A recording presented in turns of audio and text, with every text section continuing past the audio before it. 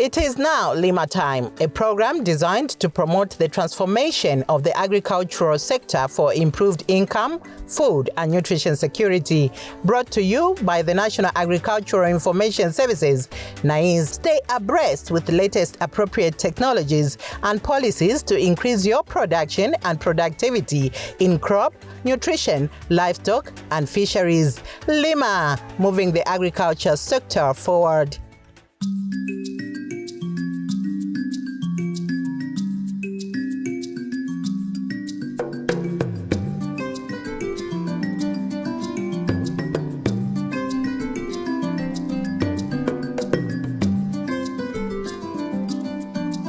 The livestock sector plays a crucial role in the country's economic diversification agenda.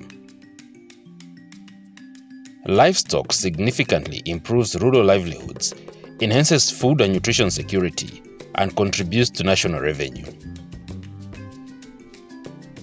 The Ministry of Fisheries and Livestock has targeted to increase the number of livestock from the current 5.1 million to 7.4 million by 2027. This will be achieved by increasing the calving rate, enhance disease control, and increase market access. We as a ministry have followed the directive of His Excellency the President, Mr. Akande Lima, and in line with the 8th National Development Plan in ensuring that this sector grows from where it was before 2021. We've managed to score successes in animal development, and livestock development, aquaculture growth, animal health, market access, and policy reforms have been instituted. The ministry's mandate is given by the 8th National Development Plan, where we have targets that we need to meet within those 5 years, and also the directives by His Excellency the President, where we have 5.1 million in number of cattle that we have in the country, but we are targeting that we reach 7.4 by the year 2027. So this is an ambitious program. And how do we achieve this? We have started already rehabilitating the artificial insemination center in Mazabuka, so that we can grow the numbers quickly, because currently there's the calving rate of cattle is only 28%. And for us to achieve this 7.4 million, we need to raise the calving rate to about 60%, so that we can have the numbers that is required. And we are hoping that with the new technology that is coming, we are going to reintroduce, we will be able to even surpass the estimated number of 7.4%. Let me hasten to say that this interest, the ambition of this government to also enter the export market, that is why this figure of 7.4 million is a target for now. We are aiming to export beef worth on an annual basis about 2 billion kwacha. And this 2 billion kwacha can only be achieved when we control the diseases, we improve on the calving rate, we also improve on the nutrition of the animals, and the ministry is working around all those so that we have more animals and more people benefit from the beef export. Uncoordinated markets and exploitative pricing of livestock economically disadvantage farmers. Tulabweza onka kumonze abatwa mwayitola ko tuyisambalira twabuchaiha beni mwamala mwabika skeo na mwamala mwabika skeo mwalanga mbulimbo yalema pona wakukashinga mati mbulimbo yasika ng'ombe yako ma problems ngotu jana akusambala ng'ombe bakuti kutusambala ng'ombe kula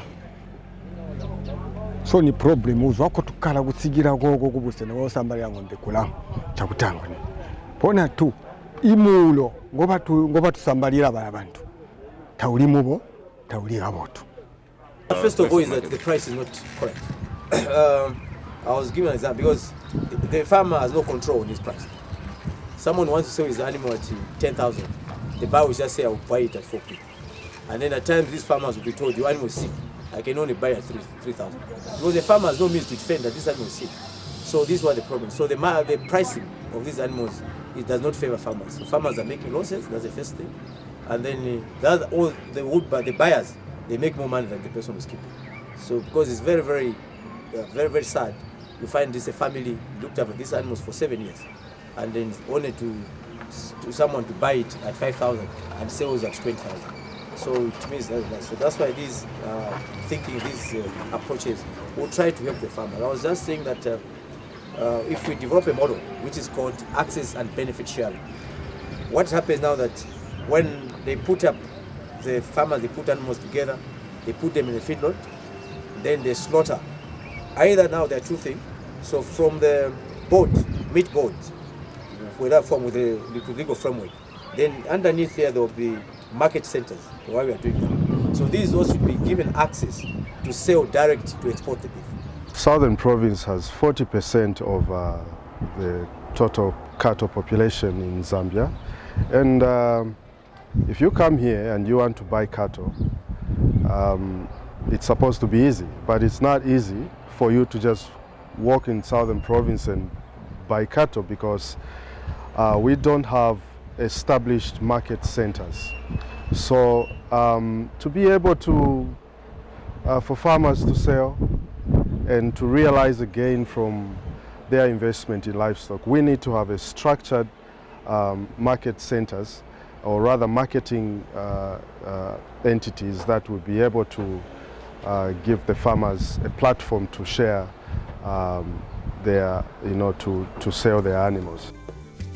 In order to address the challenge of markets, the Ministry of Fisheries and Livestock is establishing livestock market centers to offer a one-stop shop for livestock sellers and buyers.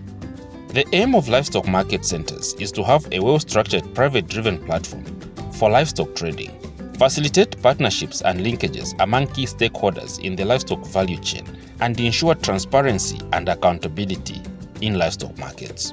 Farmers are given a particular day. For example, Friday at the beginning of the month, first week of the month. So farmers will be told, so today we are going to sell animals, it's the days of selling animals. So each and every person around this particular area will bring their animals at that particular area. So the people will come and also looking at the animals of their choice, and the farmers will be selling. And again, on this particular area, we have the members, they will be doing a commission. I'm selling my animals at 15,000. So they will charge me to say, okay, 5% of that price remains with the cooperative, remains with that facility.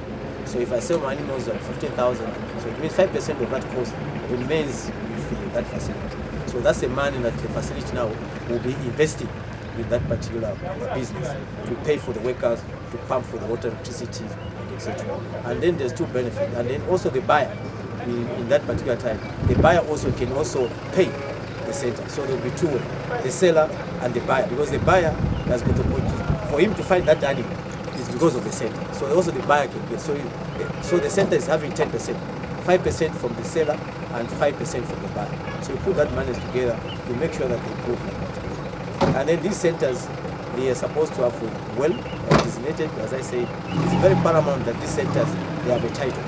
So as we saw today in Tema, the land is still traditional. So the problem in the traditional land, when we're investing, we're putting aside such an investment in the private sector or public sector, as well as other NGOs, it's supposed to be secure.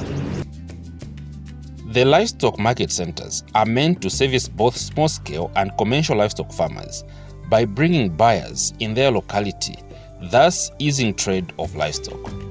Livestock traders and meat processors will have a broader choice on the livestock to buy, as animals will be brought in one area, enhancing competitiveness.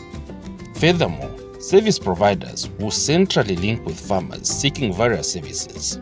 The market centers will be operationalized and managed through a public-private partnership (PPP) model in order to enhance efficiency. The model offers chance to leverage the strength of both public and private stakeholders to ensure efficient resource mobilization. management and sustainability of the market centres. The Ministry of Fisheries and Livestock is expected to provide regulatory frameworks and initial funding for construction of livestock market infrastructure, offer technical support in livestock health, disease surveillance and certification, ensure inclusivity by prioritizing participation of smallholder farmers, monitor compliance with standards and regulations regarding trade and animal health at market points and veterinary camps. Efficient management of the livestock market centres will ensure rural economic development and improvement of livelihoods. That centre is to be run by the board of directors, who are made from different lines. There will be people in financial management, there will be people in disease control, there might be people knowledgeable. So, and then also they can have an advisory group, and then to see how best they can use. But the structure and the composition of these centres is very, very key. So as we are saying, there must be sound dedicated people, not any other people. We don't put people because of position, because you are head man, you have to do that. But there must be people who are dedicated, people who are expertise that are knowledgeable, people who are committed, and the people who have also invested in the centre, because they will be paid their dividend. So in the day they will make fees, the people who belong to the centre, they should also pay some fees, so that to show commitment, to show ownership. Market center njetu yagawo. Eyo market center yakupanga kuti ibaula abasambala gababola ntomwe. Kuonya jatiani jaobaoba. Tega Jirako ya kuti ndizanywe bomwaleta bo ngombe omwe ku market center kuti ndaleta ngombe omwe yakutondeha kuti basa ndira ngombe ilibo oku namba yangu njei mwaswanga na ura uramba ati no iri kuli iri oku market center yapanga kuti muchani muswangane very important tega every month guri buzuba bomwe every month or twice a month kotunga twatiani bantu bonse twajita announce kuti basa banse bandagura ngombe bandagura mpongo bandagura ngurube bonse basabuzwa bwaso nga mwabola for 2 days hintu hinorigo baola batiani baole. We haven't explained the structure because our post you can't be a chairman. Okay? So a market center, what we require is that a structure. So structure maybe about 10 needs about 7 or 11. So aba to at my board members. My board members they mwemwe mwita kushani kuvota. Bale mamba to nanda kwa chairman wa market center, nanda kwa treasurer wa market center, mwita wuti mwapanga board. So within that board ya panga ila, it's not only for the cooperatives. But chilanda ma private sector. So mu board kutukwa private sector, ku board kwa business person, mu board kwa ama farmers, mu board kwa members, even board kuli wala chief. So within that board now, kula what we call ama responsibilities. Nguni aweza kuchita buti kubereka hizi. Nguni aide kuona ati ngombe zibo basambala buti. Muna board, we also need people who can negotiate for prices. Stakeholder engagements have been held with farmers and traditional leaders to explain the concept of livestock market centres, its management and governance structure, role of the community, and expected objectives and outcomes. Over the years, the market of livestock has been fragmented in Zambia, and then also because of being fragmented, it's not well coordinated. And we did have structures to ensure that these livestock are actually sold at appropriate time and appropriate market days or value. So what we have seen that we are doing consultation meeting and also doing the sensitization, where we are looking at the farmers who are livestock farmers, or they are livestock farmers mostly, and then these are already organized in a cooperative, which is determined. So what we learned from there that is looked at the new idea, but what is coming out from the farmers and also our implementation thoughts is that in line with the farmers' thoughts. Because the first thing that we all believe that the farmer is not getting value for his money after looking at the animals for some time, which the farmers themselves have also believed that the price they're selling is not adequate to improve their livelihood in their families and also to improve their income. So we know that one of the objectives of IFAD is to improve their livelihood as well as income. So this one disadvantages the thoughts and also the approaches of the farmer. So therefore, as IFAD as well as the Ministry of Fisheries and Livestock, we are trying to bring up sensitization away campaigns to ensure that the farmers are able to sell the animals at the right time. So what we saw that there's a marketing center, first of all, people didn't understand what the market center is. So we are able to explain what the market center is and its objective, and also what come up is the structure of this market center, who is supposed to be composing market center. So it was very key that we are saying that the market center now should be made of different types of stakeholders. The farmers themselves, the private partnership, different people to be part of the market center, because the market, the value chain of marketing is so wide. You need people who understand the business company, you need people to understand the disease control aspect, you need to understand the architectures themselves, the builders, of what type of infrastructure they need.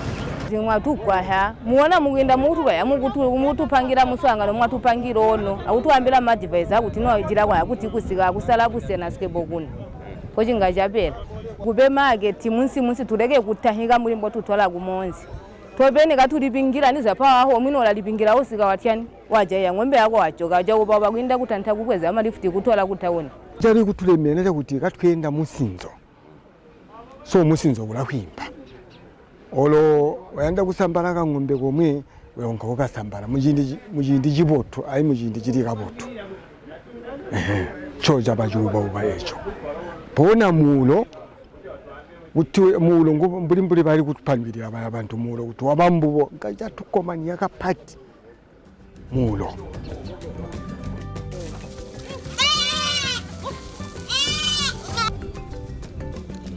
Livestock will be sold or auctioned during livestock market days. The major objective is the ease of doing business, and what we want is the buyers and the sellers to meet, and when they do that, then they are able to exchange what each has. I mean, the buyers can buy from the small-scale farmers, and the small-scale farmers can sell. They can still buy from each other, and that also improves the breed in the province, and it also gives us a platform to expand the market of livestock to other places where they don't have these market centers. And in so doing, then we are able to achieve increase in cattle population, because if one person has heifers and they want to sell, and as you know, they can't sell those to the abattoirs, so which means they are able to find a buyer for heifers easily, and then the other one can start breeding, and in so doing, the cattle population increases in Zambia. First, engage the community, have several meetings so that they can see value, and then once we have engaged them, we have sensitized them, and come up with the legal framework. So the legal framework, it can either be bylaws, but we still believe that these market centers, if they can be an SI on a higher level, it reduces the abuse of the centers. Because once there's an SI, it will give us preventive measures and regulation, so that this person should not override them. So now, as ownership was saying that we start the community. The land has been given, so let's educate the community and make sure that those bylaws, those laws are set and legal framework is set. So this one can be pilot, because most of these things, the government, we are used to build them. You build them, you don't tell the community. At the end of the day now, we want to engage the community. How do we engage the community when the facility is already there? So the best approach is where we engage the community just right up there. The community should even know the contractor who is there. The community should understand what is going there. The community, at each and every step, you have to be with the community. Even the first day when they're selling the animal, the community leadership should be there. Those that are selected on the board. Rather than we do something, we build a deep tank, just at the end of the day, we just call them, oh, we have done this thing. People say, what is this building? They don't know why they are not involved in the first place. So it becomes quite an issue. I think, as we are saying, as we move forward, we try to use a different approach and see if it works. The public-private partnership model for livestock market centers offers a robust and practical framework to strengthen Zambia's livestock sector. It ensures efficient service delivery, market accessibility, and includes small-scale farmers while fostering long-term sustainability. With the right policies and stakeholder commitment, this model can unlock significant economic and social benefits for Zambia's smallholder farmers.